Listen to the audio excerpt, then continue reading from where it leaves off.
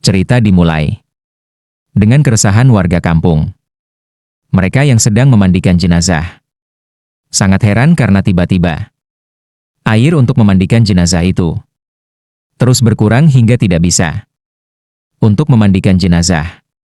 Kemudian cerita beralih kepada penjual jamu bernama Juminten. Dia mendapati desa sangat sepi dan penuh kejadian aneh karena rumor menyeramkan yang beredar. Mereka mulai membicarakan gosip tentang jenazah itu semasa hidupnya. Setelah pemakaman, kejadian aneh semakin sering terjadi. Air untuk memandikan jenazah itu tiba-tiba muncul kembali, seolah menjadi tanda hukuman ilahi. Warga semakin gelisah karena suara-suara gaib sering terdengar di sekitar makam. Hingga beberapa orang mengaku melihat sosok hantu. Teror semakin nyata saat seorang warga diserang makhluk gaib. Mereka pun meminta bantuan Ustadz. Meski awalnya tak percaya, Ustadz setuju untuk menyelidiki. Namun malam di desa tetap dipenuhi kengerian. Bau busuk dan penampakan hantu kerap menghantui siapapun yang melintas. Tak berhenti di situ, suara gerobak cendol terdengar di tengah malam. Padahal pemiliknya sudah meninggal.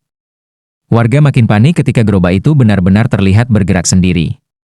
Bahkan sebuah mangkuk cendol tiba-tiba muncul begitu saja, membuat keluarga almarhum ketakutan. Sri, salah satu anggota keluarga pun ikut diteror. Dia pingsan setelah diyakini diganggu arwah, membuat warga desa gempar. Ustadz dan para tokoh masyarakat pun turun tangan mencari jalan keluar. Mereka bertanya kepada Sri apa yang sebenarnya terjadi semasa hidup almarhum. Hingga kini dia meneror warga kampung. Dari penjelasan Ustadz, terbongkarlah rahasia besar yang mengganggu mereka bukan arwah, melainkan jin nakal. Jin itu terikat pada perjanjian gelap almarhum Marwoto.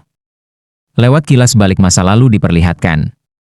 Marwoto seorang pria yang putus asa setelah dikhianati istrinya.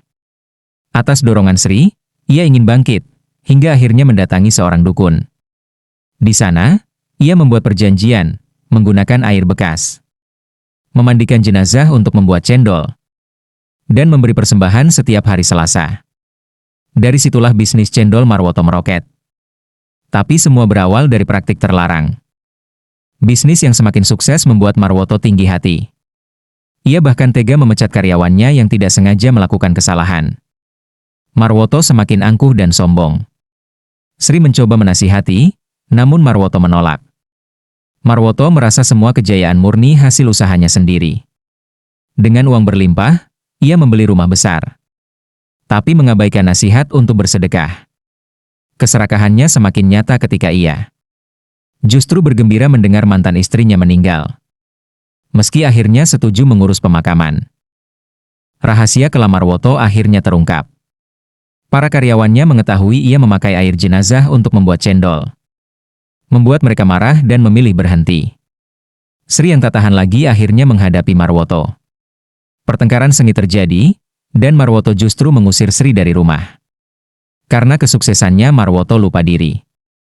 Hingga tak lama, kutukan menimpa dirinya. Jin yang memberinya kekayaan murka karena persembahan tak lagi dipenuhi.